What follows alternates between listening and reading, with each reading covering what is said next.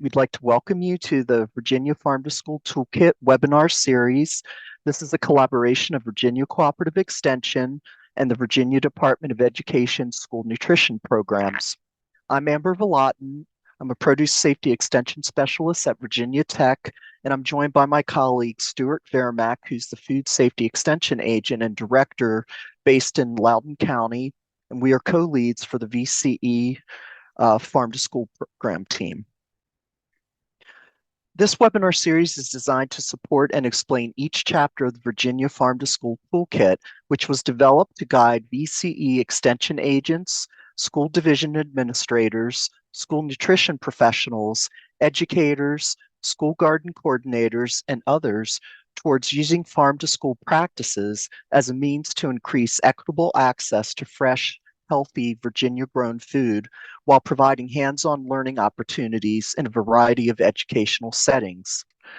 Today's webinar is entitled Sparking a Love of Local Food and Farming in Cafeterias, Classrooms, Early Care Sites, and After-School Programs, and is based upon Chapter 8 of the Toolkit.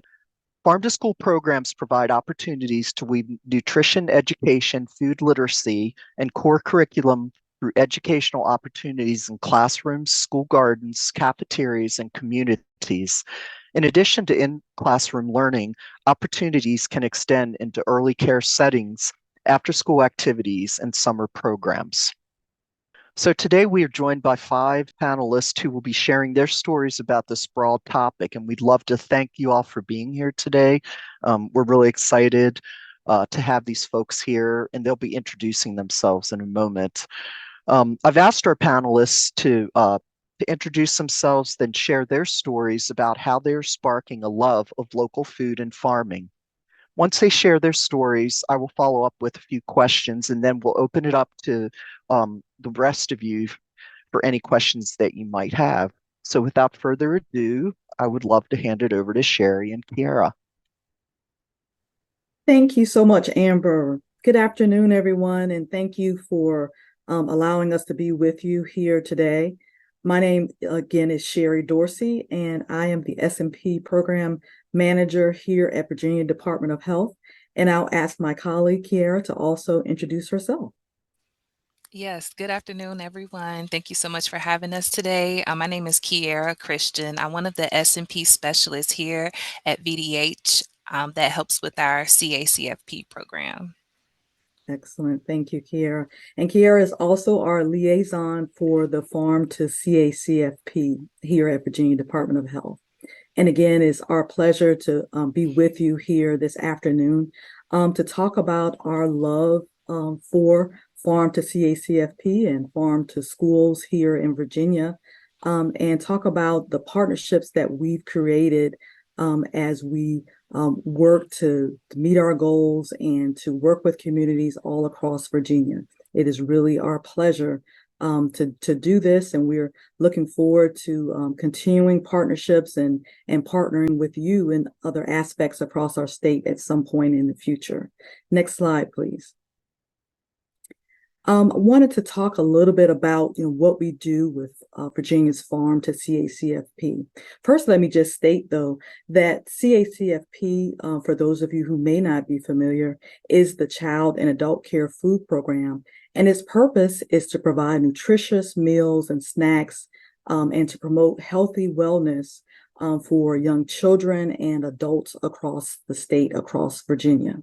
We do work in partnership with child cares and adult cares, local schools, local communities all across our state to provide those healthy meals. And what we do as part of Virginia's Farm to CACFP initiative is we connect participants in who provide nutritious education, Virginia-grown foods, and gardening opportunities. We connect them together and provide these opportunities across our state. And through these activities, the CACFP participants learn about Virginia agriculture while building knowledge and interest in healthy foods. We have specific goals that we work with our program participants and our sites. We call them sponsor sites across Virginia. Those specific goals related to farm to CACFP are to increase access to healthy foods and meals, to improve early eating habits in preschools as well as early care centers. Some of those programs we work with are Head Start centers, as I mentioned, public schools, child care settings all across our states. We support local businesses and communities, and we try to incorporate our CACFP goals and objectives and align with early care and education opportunities across the state as well. Next slide, please. And specifically, as we work with the Farm to CACF program in our communities, we work and we encourage three main goals. If you can move to the next slide, please. Farm to CACFP is comprised of three elements: food and nutrition education, local food procurement, and as well as gardening. And specifically, our participating CACFP organizations across our state, they can use their meal reimbursement to allow costs to include gardening supplies, local food, and food education activities. Next slide, please. Also, we want to talk about specifically food and nutrition education, as I mentioned. Next slide. Specifically, we encourage many of our sponsor sites across our state to visit their local farms, to create collaborations and partnerships with local farms in their areas. And this includes, gardening education, taste testing, working closely between child cares, our sponsor organizations, school sites, on particular activities and visits across the state. And we encourage collaboration, nutrition education, as well as cooking and food preparation demonstrations all across our state. And we're wanting to increase those activities and work more closely with our partners all across our state, statewide. Specifically, we work very closely with Department of Education, of course, a close partnership with Virginia Tech, as well as the Department of Agriculture here in Virginia. We recently, this year, had a very intense meeting with our federal partners, USDA, up in New Jersey, which is where their main office is. And we got together, we came up with some great strategies of ways that we can continue to collaborate, to expand our program across our state, and really lead the way here in Virginia. And we want to increase what we're doing, and we want to work through this partnership and this collaboration to come up with even more strategies. And we're looking forward to that in the near future. And with that, I'm going to turn it over to my colleague, Kiara Christian, who's going to take us through the remainder of our slides. Thank you, Sherry. Hello again. So I'm going to speak a little bit about local food procurement. If you could advance to the next slide, please. All right, so local food procurement, some of the ways that we can connect our centers with local food and gardening is by offering them different types of resources. So some of those that we have is the Virginia Market Maker, which is a tool that they can use to find local producers in their area, to find suppliers to be able to provide those nutritious foods so that they can use them for their meals within their center. We also have recommend the Virginia Farmers Market Association. It's another resource for our centers to be able to connect with farmers. The 4P Foods, the local food hubs, Appalachian Sustainable Development, Feed RVA, is another resource that is used by our centers to help them locate the farmers or producers in the area that they can work with in order to get the foods that they need for their centers, as well as the local VA Farm Bureau office and the Virginia Cooperative Extension is available to help connect them with educational opportunities, and also connect them with those master gardeners who can help them get their community gardens, or maybe a garden that they might have on their site started. Next slide, please. So recently, one of the more recent Virginia Farm to CACFP events that we celebrated was the Crunch Heard Around the World. October is National Farm to School Month, and so during that time, we try to celebrate the connections that are taking place between schools, early child care, and adult centers, and local foods. So the Farm to School does enrich the connection in the communities. It provides them with fresh, healthy foods and local food producers by changing food purchasing and educational practices at school and early care educational centers. The Virginia Farm Week, again, was from October 2nd to 6th. This is something that happens every year and is usually led by the Virginia Department of Education. Next slide, please. All right, so we have tons of, again, resources available to try to bridge the gap between those local farmers and our sites. Some of them that we have available are the Virginia Farm to School videos. This is something that's available through the Virginia Department of Education to help our sites learn more about the farm to school programs.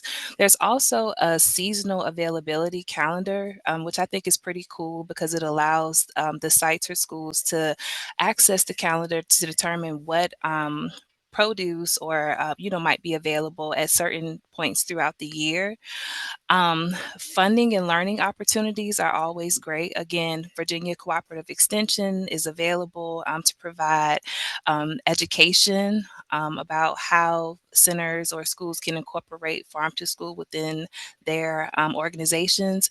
And then as far as funding opportunities, one big thing that we have been focusing on the last few weeks is this Patrick Leahy Farm to School Grants, which is an opportunity for schools or child care centers or even state agencies to access funding to help support the farm to school programs.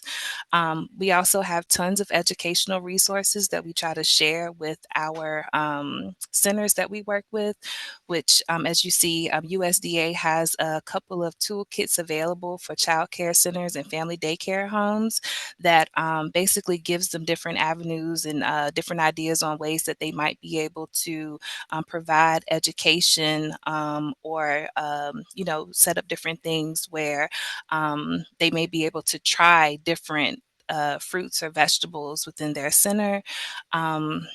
There's also the National Farm to School Network's Early Care and Educational Resource, which again just provides different resources for our sites to be able to incorporate this farm to school into their centers.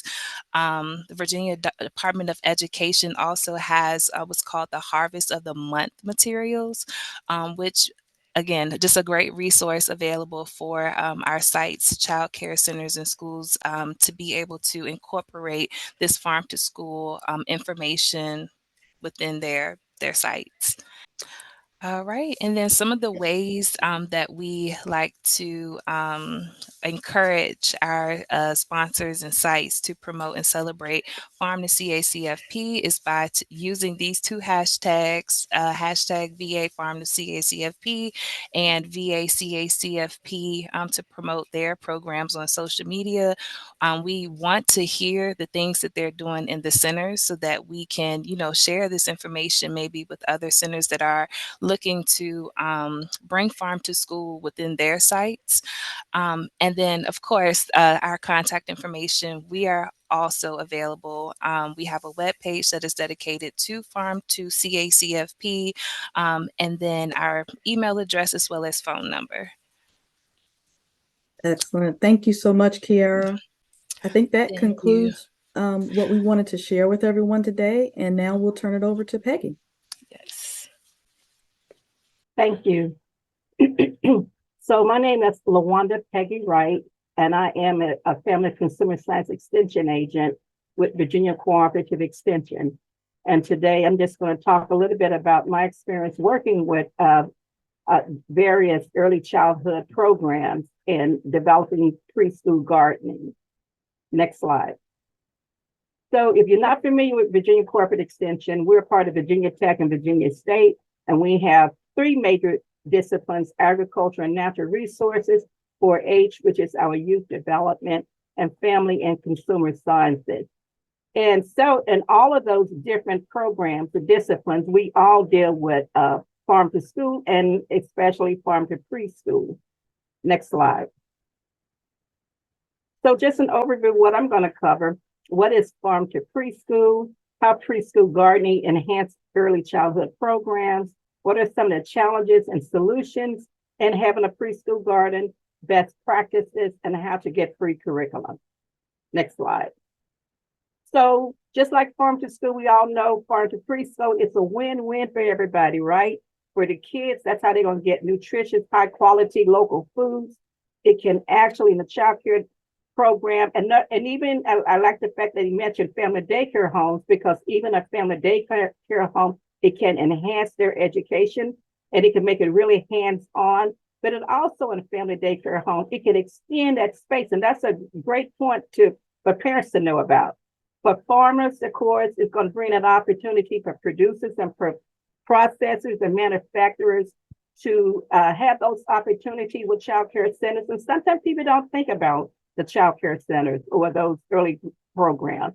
They think about the school, but it's a great opportunity, and they can open the door to have those opportunities with school programs and other institutions. And of course, for communities, it is a fantastic opportunity for family engagement for the daycare center, but also in the community. It provides opportunity for better health outcomes, and it keeps those local dollars right in their community. Next slide. So how can a preschool gardening enhance early childhood programs? I think one of my slides are missing, but anyway, it's an interactive environment. It has an opportunity for kids to learn how to, and that's all I'm going to be talking about, just the preschool gardening. I know when you think about farm to preschool, it's an opportunity for procurement. It's also an opportunity for local farms, but I'm just going to talk about the educational opportunity for preschool gardening. But it's an interactive environment. It gives kids an opportunity to observe, to learn, to experiment. It also is a living laboratory with all the disciplines that we have. It gives that child an opportunity to be active participants in that learning process. And like it was mentioned with the Department of Health, there are some state and local requirements for daycare programs. They have nutrition requirements. They also have some physical activity requirements and to be outdoors. And so this is a great opportunity to do everything with a garden. It also increases an opportunity to learn about one of our #1 industry in Virginia, a natural resource, which is agriculture. And especially for child care centers that are in urban areas, it's an opportunity to learn about farming, to visit a farm, to have a farmer to come and to learn about where the food is coming from. And of course, we want to also, it's a great opportunity to change nutrition habits. Next slide. So those are the good things, but there's some challenges to having a preschool garden. And I'm just going to name maybe 3. One of the biggest things is staff are unfamiliar or resistant to gardening. Now, not saying that the staff, the child care staff, they don't like to go outdoors, because they do, and they participate in playgrounds, but sometimes they're just observing the kids. And so some of the centers that I had experience with, they said, oh no, we don't want that bug, I'm getting away from that bug, or it's hot out here. And so the possible solution is to have a fun training. And this particular group of folks, they were kind of reluctant, but they wanted a garden. And so I had the Department of Forestry to actually take them on a tour of outdoors. And they learned everything about the tree. It wasn't necessarily about gardening, but just being outdoors and learning more and how they can incorporate this into their regular lesson plans. And they really loved it. And they started a great program. And it helped them also to incorporate those garden lessons in their everyday. But even when those who were reluctant, we also had the opportunity to tell them about Virginia Cooperative Extension, some of the gardening clubs in their communities, and others who can also mentor. And one of the biggest things, we want to make sure it was simple. So we told them about different curricula and how it would be easy to do. Next slide. Another big challenge is lack of money or resource. So some of the solutions are having a garden fundraisers, getting help from parents to donate time, looking at some of the grants, and also getting supplies from places like Lowe's. Now, this is the thing with childcare parents who are using their services. They don't have a lot of time. They have to go to work. And so we had to be very creative to have parents involved, and I will talk about that later. But there are a lot of opportunities for funding. Kids gardening is one, and they love it. But also Lowe's, when I work with some of the daycare programs, not only did Lowe's donate supplies, but they also give funding, and also Walmart, because they also have some gardening centers. But you don't always have to just look there.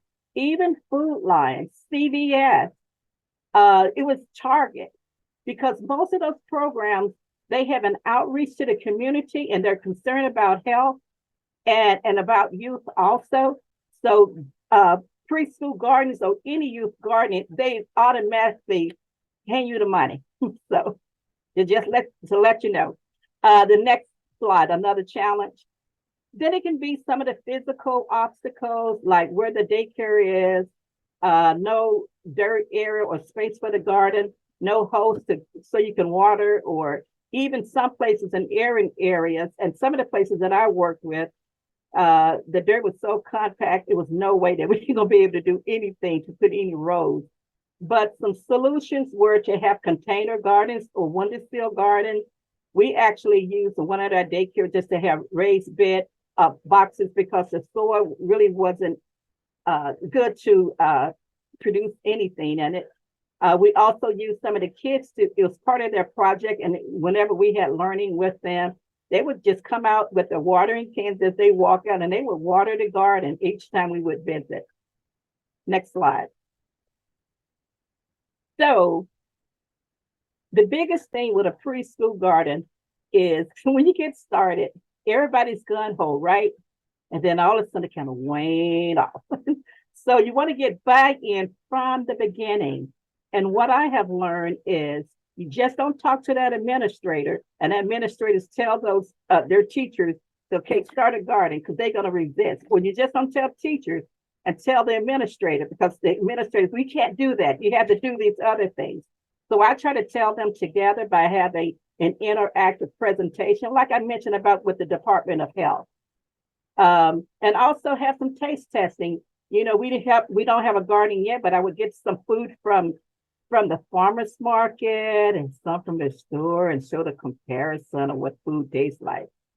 So normally we would get some buy-in right away. But you also want continuum. And so we want to continue to have that zeal for that garden all the way through. So we have everybody involved, from the center administrators, the teachers, the maintenance staff, the families. They all are involved in garden planning, curriculum integration, nutrition education, and food preparation. And these are just some of the folks from looking from the guy with the symbols on his jacket. He's in charge of maintenance. And so when he heard about that garden, he was very enthusiastic, and he included that as a part, that cleaning up as a part of their lesson plan. The next lady, she is a former school teacher, family and consumer science teacher in a classroom. She handled all of the food preparation and made that connection. And this lady in the middle was critical, because an extension agent can't be everywhere, but we got her as a coordinator, and that grant paid for her. And she was the one always making sure lessons were prepared for. Any questions that any staff member or any parent would have, she was able to answer that, working with the students. She put information out in the community. That lady next to her is actually the owner of of that large daycare center and never stepped foot in that center except when it's budget time. Well, she actually became a participant in the preschool garden and came every week to participate. And the last gentleman is a grandfather. And that grandfather had children in that daycare, in that daycare center. And he was very active, but he was also a champion. He told his families, they became involved. He told his neighbor, he told his church, that everybody was behind that program. Next slide. So none of the best practice have organization. Again, I mentioned that you need to have a coordinator. And you can use a master gardener or a master food volunteer for that. And these are ones who have worked with us, master gardener, master food volunteer, and master naturalist. You know, they're very able to do that and love doing it. They even did this encouraging preschool gardening at the farmers market. Also having these same folks on your advisory committee because you want to get feedback. And so they were a part of that, but we also had staff members. We also had some of the students. We included everybody because we wanted to make sure that this was a good program. And then always have effective communication going out. You know, we wanted to make sure there was some publicity about what was going on in the community, but also that communication needs to be going from, you got so many different players. You want to make sure everybody is on the same page and everybody's being appreciated. So having that effective communication and then having youth engagement. Now we were dealing with preschoolers, right? But you have an opportunity to have 4-H, to have clubs, environmental clubs to come and help, scouts. So again, I want to emphasize about family access. Again, you really want the families to have involvement. And really when you have harvesting or producing, it's really in the summer. In the school, child cares are in an advantage because they're open all year round. So they have an opportunity to start growing and doing things. And then in the summer, they're able to show the produce. And this is a perfect time for a lot of parents to be involved. We use a lot of the farmers market when parents could not be at the daycare center, but we partner with our local farmers market so parents will have an opportunity to learn, and even gave some of the preschools an opportunity to have a booth at a farmers market to showcase some of the things that they were doing. Again, some sustainable best practices. Make sure, and I should have mentioned this earlier, but make sure it's all about location, location, location. You want to be highly visible to the local school, but also where people may have traffic so they can see the great things that are happening with this community garden, because in essence, it is a community garden. You want to, all the other things that we all know, to make sure it's a well-drained area, plenty of sunlight, access to water, and mainly soil is not compacted. Now, this is our garden. You see our little raised bed right there, and it was a major flooding. And we said, wow. But we had the opportunity for the master gardeners and also the maintenance staff to come in, and they completely eliminated that problem. Next slide. Food safety. I'm not going to go into all of this, but the biggest thing is to make sure it's garden to table, right? So when you have preschoolers going into the garden, you want to make sure that they washing their hands after they go into that garden, whether they go in there and pick anything or not. You always want to make sure they wash their hands. But one of the biggest things when you're thinking about having that garden, make sure it's not by any dumpsters, septic systems, animals where they're going to pass by or roam. Next slide. Oh, and I forgot to mention, people not sick, but even when they bring it into their cafeteria area where the cook perhaps is going to make the food, you want to make sure they wash that food before they bring it in the kitchen. And if it is certain fruits and vegetables that cannot be washed, because sometimes you can make them soggy if you wash them too early and you don't use them. When you do use them, you want to make sure you wash them right away before you eat or prepare them. Next slide. One of the biggest things I found from the beginning, have a sign out there that they know that, hey, this is our preschool garden. And people have a lot of different fancy names, but that gives some permanence. Have a sturdy fence, have some rules posted, because sometimes people just come and think that this is just, wow, I can trample this, you know, and it's not a learning center, a learning piece for that daycare center. So have those rules posted. Next slide. And then again, get commitment. You want to make sure you get feedback again. And you want to, again, like I heard the ladies mention for VDH, you want to make sure you got partnership. This is a partnership that we had with the local school that was right in that same neighborhood. They have a community garden. And so we had to partner, because when it's summertime, they didn't have anybody to care for that community garden. So we had to make an agreement that some of the children who would go in the summertime to that daycare center, that they would have access and have opportunity to help with maintenance. That gentleman over there, he's actually worked with the city of Fredericksburg, horticulture expert, and he helped us negotiate that. He's a volunteer with us, a master gardener also, and he helped us to put that partnership together. Next slide. And then you want to have celebration. You know, you want to be able to say, wow, we did it, you know, and celebrate every year, or even on certain holidays. You want to thank the families and volunteers and donors who helped you put this together. And you want to give them back some feedback and let them know, hey, how things are changing. Preschool garden also have opportunity to show how things are. I read stories, and you can see a picture later, but I read a story with any program that I do with young kids and show how things are changing on their PAL scores. You want to build that social capital also, again, with your partners. Next slide. These are some of the same resources that VDH mentioned. They are free curricula, and this is stuff that I use, and they're simple and they're easy. Next slide. And these are other resources that I use for funding. Again, Kids Gardening have an opportunity for a lot of great grants and opportunities. And these are also other preschool focused resources. And finally, that's me reading a story. And I always like to give kids a background, because when you grow, when we start from the beginning of September all the way to the summer, and so they're anticipating, ready to get their garden started. So we're constantly reading stories about not only having a garden, but having delicious food. Thank you so much. And Beth, you're next. Thank you, Peggy. You covered a lot. I'm Beth Jimenez. I am the Senior Program Assistant with the Family Nutrition Program here in Caroline County, and that is part of Virginia Cooperative Extension.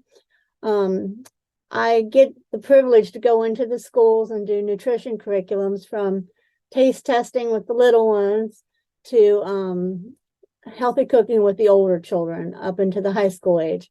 Today, I'm just going to talk about my Garden to Grow program. Remember that bus, because we're going to talk about that on the next slide, if you would advance, please. So our Garden to Grow program is grant funded through Virginia Tech and the USDA, and it's offered to youth in the schools that qualify. And since we're USDA SNAP education grant funded, the schools have to be 50% or higher free and reduced lunch. Our 4-H agent can go into other schools that don't qualify and do the same kind of programs. We get this grant every spring. We've had it 4 or 5 years now. And this is my favorite part of working with kids. I can't grow anything, but to see them plant something and grow it and enjoy eating it and learning new recipes is really heartwarming to me. They receive a big bag of potting soil, plants and seeds, reusable pots. These are pots with handles. They can move them in and out of the rain, in and out of the sun. They receive instructions, recipes for what we give them to grow, and a tracking sheet. And the kids were really, really interested. A few years ago, we did Swiss chard. So I try and come up with things you see in the grocery store, but mom and dad never buy because they don't know what to do with it either. So we have that. The bus that was in the first slide is the school bus that's called the Caroline Cruiser. And in the summer, it goes around to the different communities in Caroline And that's one of my best partners in giving out these kits to the kids. They just flock to it. I hear all summer about how their plants and seeds are growing, what they've done with it. They take pictures. So it's an awesome program to do. And then Madison Elementary School has Grandparents' Day. And this is a great way to get the grandparents involved. We're always trying to get mom and dad involved with something, but a lot of these kids hang out with grandparents, especially in the summer. So to see the grandparents excited about something they can do for fun with the kids, it's educational, it's healthy, it gives them a lifelong skill. A lot of the schools have gone to some school gardens based out of seeing the kids having so much fun with this. Next slide. I'm keeping this short for y'all, but this is my contact information. Anybody that wants more information on the Garden to Grow and just what FNP, Family Nutrition Program, does, please feel free to contact me at any time. Thank you. And we'll turn it over to Sean. Thanks, Beth. Hi, everyone. My name is Sean Yatnicek. I'm Agriculture and Natural Resource Agent here in Roanoke County. 25 years experience as a farmer, and wrote a book called The Biointegrated Farm. Next slide. All right, so my recommendations, and I'll go into detail on these. Make sure the site gets enough sunlight. Remove and move away from any type of wooden or metal constructed raised bed system to eliminate cost and labor. The use of woven poly ground cover or silage tarp to control weeds before you start. A plant according to your planting calendar for your climate zone, and grow transplants will help ensure this. And then installation of automated drip irrigation systems. And then, of course, a teacher or a facilitator who will use the garden. Next slide. All right, so there's a great app called the Sunseeker app. It costs about $9, and it allows you to basically stand in the location where you want your garden to be and determine exactly how much sunlight that location receives in the summer, equinox, and the wintertime. So that the red line is the path of the sun in the summer. The green is the path of the sun at the equinox, and the blue line is the path of the sun at the winter solstice. And then those lines are time stamped, so you can tell exactly how much sunlight that location receives. This is probably the #1 problem that I see in all gardens. Okay, next slide.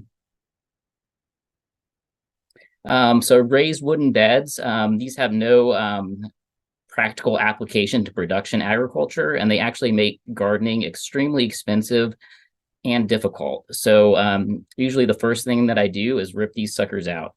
You can see they're just magnets for wiregrass and other perennial weeds. And it makes it very difficult to control those weeds, and probably increases the costs almost 100-fold and the maintenance 100-fold. Next slide.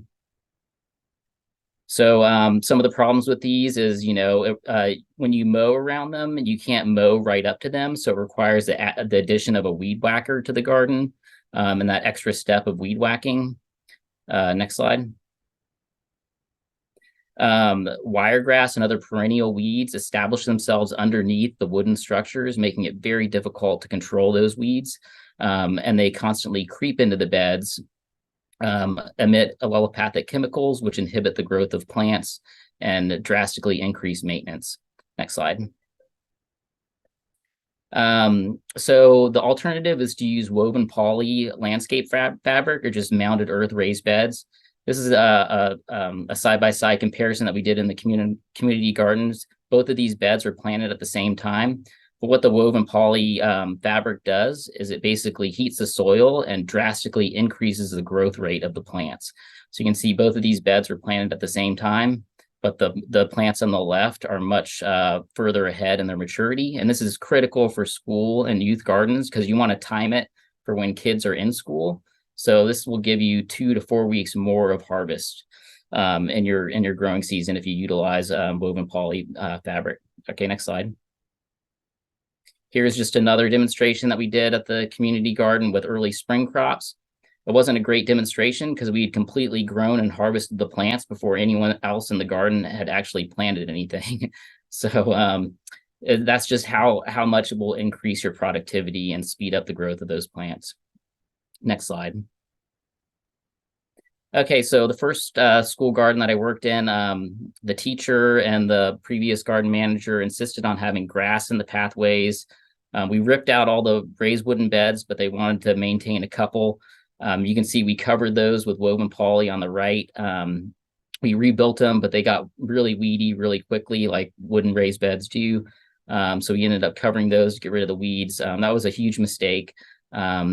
And the problem is no one wants to come in the summertime to mow the grass in those pathways. The maintenance crews don't want to get off their mowers to mow them. So learned that design was not a good idea. Next slide. The one thing with when you do use woven poly raised beds or mounted earth raised beds covered with woven poly, you can mow right up next to that woven poly plastic. So it eliminates the need to do that additional step of using a weed whacker. Next slide. So we moved to a design where we basically just make mounted earth raised beds and cover the entire area with woven poly plastic. It's key to do this for 2 months during the summertime to eliminate all the perennial weeds like wiregrass or Bermuda grass is the biggest weed of concern in all the gardens that I've worked in. Next slide. So here's a community garden site. We cover the entire 1/4 acre with a combination of woven poly ground cover and silage tarps. For several months in the summertime to just eliminate all of those perennial weeds. Next slide. Okay, so here's a demonstration, some examples of one of the school gardens that we did. So as soon as you move away from those wooden bed raised beds, you basically can grow a heck of a lot more food for the same price as like just a couple raised beds. This entire 1/4 acre garden costs the same as just like 2 wooden raised beds that would be 10 feet long. So the first step here, and this is optional if you have well-drained soil already, is to basically make mounted earth raised beds. For that, I personally own a BCS walk-behind tractor, and I use a combination of a rotary plow, which is what you see in the bottom left corner, and a rotary tiller. Next slide. So after the mounted earth raised beds are formed, then the key here is to install an automated drip irrigation system.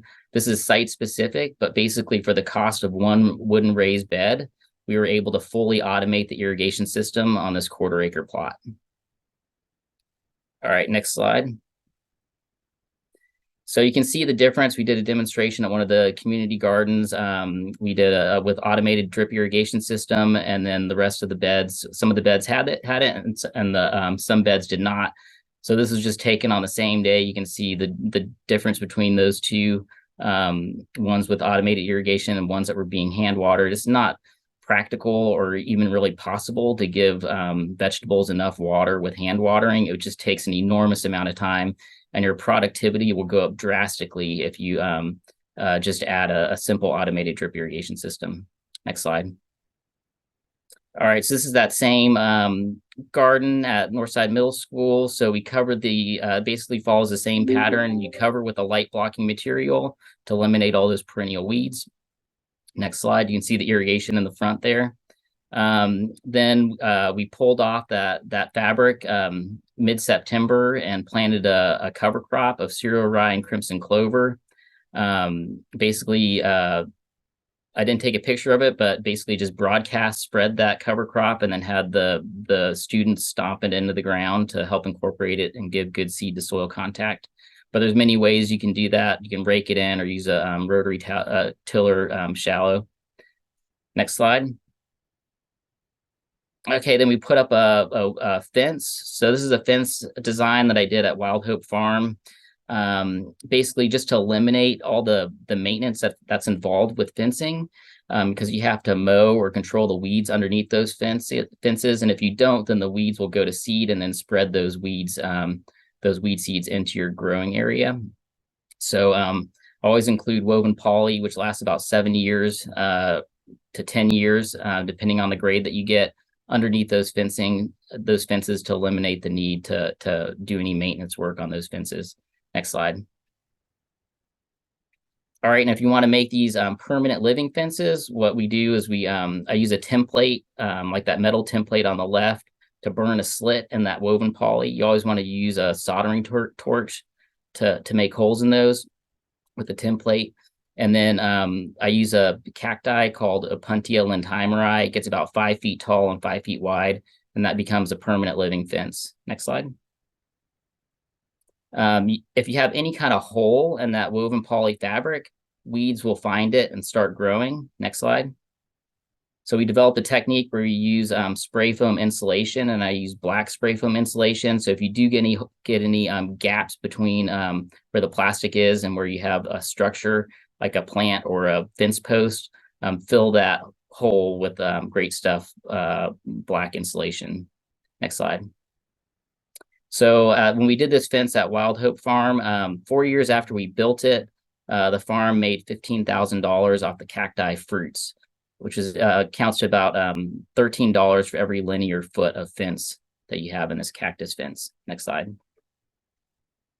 Okay, so back to that Northside Middle School example. So after the cover crop gets mature, we used a technique that's common now on a lot of organic farms called crimping, where you basically, when the cover crop is in the milk stage, when the seeds are in the milk stage, you can basically use this technique. And we modified it with a small farm technique where you basically use a T-post, a fence post, and that's one of our master gardeners there, and you basically step on the T-post every 8 inches, and it takes 2 people to put enough weight on it, and that lays the cover crop down flat and kills it and leaves it there as a mulch. Next slide. Okay, so here we are at that garden again. So we did 3 trials here. We did 1 bed. We mowed the cover crop and covered it with the woven poly. 1 we crimped it and left it uncovered, and 1 we crimped and covered it with plastic. So there's many different ways you can incorporate cover cropping, crimping or not crimping into your school garden or after school garden. And you can see over on the right, we're prepping the next area, covering it with silage tarp to eliminate any weeds. All right, next slide. Okay, so when you use these woven poly, and if you want to plant into the woven poly, you basically need to burn holes into it.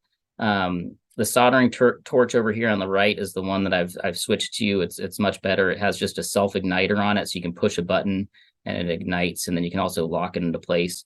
But you can develop different templates, so you get the exact hole size that you want and the exact hole spacing that you need. Next slide. Okay, so growing transplants. I got one of these things in my office. If you use 72 cell trays, you can grow 1,100 transplants. 128 cells, you can grow 2,000. This is a great way to get high quality transplants into the school systems. And then I coat them with spray them with kaolin clay, a product called Surround.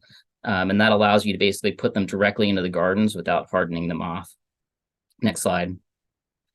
So you can see there the transplants are sprayed with kaolin clay. All right, next slide. All right, so this technique, I call it the Ruth Ryer technique because one of my master gardeners named Ruth Ryer gave me the idea for it.